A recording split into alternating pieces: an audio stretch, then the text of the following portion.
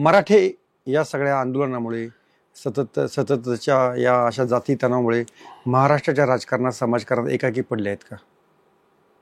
Isolation प्रक्रिया सुरू झालेली आहे. याचं कारण काय की यशवंतरावजी चव्हाणांपासून तर अगदी शरद पवार असतील, आता एकनाथ शिंदे, सगळ्याच मराठा राजकारण्यांनी राजकारण करताना सत्ता केंद्र काही वाटली, स्थानिक स्वराज्य संस्थांचं त्रिसूत्रीकरण हे यशवंतरावजींनी आणलं. सत्तेचं वाटप त्यांनी सगळ्या क्षेत्रामध्ये केलं. ते करताना इथला जो ओबीसी समाज होता तो तेवढा काही राजकीय दृष्ट्या प्रगल्भ नव्हता. म्हणून महाराष्ट्राच्या सत्तेमध्ये निम्मे मराठी असायचे आणि निम्मे इतर जातीय किंवा इतर असायचे, आणि तो बॅलन्स करत त्यांनी आणलेला आहे. आणि ते करत असताना सार्वत्रिक आणि व्यापक भूमिका त्या काळात मराठा नेतृत्वाने घेतली. कारण एका जातीवर राजकारण करण्याचा प्रांत हा महाराष्ट्र नाहीच आहे, तो सर्वसमावेशकच आहे. आणि ती भूमिका ठेवत असताना मराठा समाज आपल्याला आता खातोय, आपलं सगळं नेतोय, अशा प्रकारची भावना दृढ करण्यामध्ये काही घटक यशस्वी झाले. किंबहुना महाराष्ट्रातल्या जेवढ्या सामाजिक क्रांत्या असतील, आरक्षणाचे निर्णय, भले मराठा समाजाच्या पार्ट्यात आरक्षण नाही पडालं, पण हे आरक्षण काँग्रेसच्या काळामध्ये, राष्ट्रवादीच्या काळामध्ये बहुजन समाजाला त्यांनीच वाटलेलं आहे. आता हे करताना इथं पक्ष हा विचार नाहीये, तर मराठा नेतृत्वाने त्यावेळेस व्यापकच भूमिका घेतली. मग बँका काढल्या, तो काही एका जातीसाठी नाही काढले, दूध संघ काढले, कारखाने काढले. तर त्याला आता व्हिलन ठरवलं जातं जे लोकांनी. आता कारखान्यात ऊस काय फक्त मराठीच घालतात का?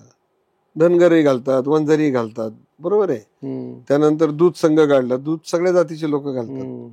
कुणीतरी थोडंसं लोणी काढलं म्हणून जी काही रोजगार निर्मिती महाराष्ट्राच्या 70 वर्षामध्ये जे औद्योगिकरणाच्या अगोदरचा टप्पा होता, तो 70 वर्ष मराठा नेतृत्वाने तो बांधून ठेवला.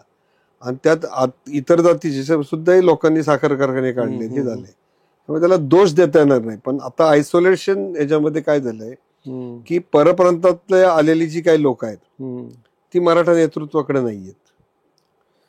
ग्रामीण भागामध्ये काही जाती ज्या काही आता ओबीसी मधल्या आहेत, धनगर, वंजारी, लिंगायत, माळी समाज असेल, यांची पॉलिटिकल अँबिशन आहे. ती पॉलिटिकल अँबिशन असताना त्यांना मराठ्यांना बाजूला गेल्याशिवाय त्याचं नेतृत्व करता येत नाही. आणि जो अल्पसंख्य ओबीसी आहे, शिंपी आहे, नावी आहे, याचं तर कुठंच राजकीय वर्चस्व नाही आणि त्याला राजकीय प्रतिनिधित्व मिळतही नाही. ही वास्तव आणि वस्तुस्थिती आहे.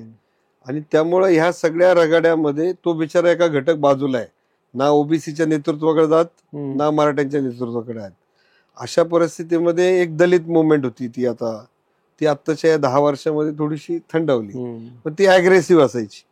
तर प्रत्येक समाज घटकाचं एक प्रभावशाली वातावरण प्रत्येक भागामध्ये आहे. याला सांभाळण्याचं कसब मराठा नेतृत्वाने केलंय.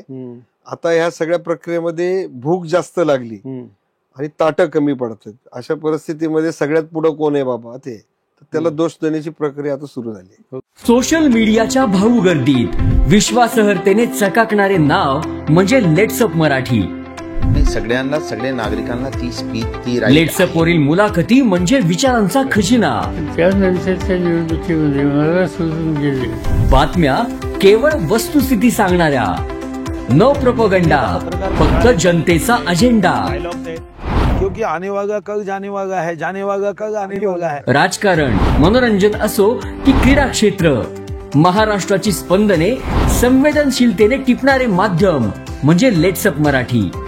जगासोबत एक पाऊल पुढे राहण्यासाठी लेट्सअपचे ऍप, सोशल मीडिया आणि वेबसाईट सोबत कनेक्टेड रहा.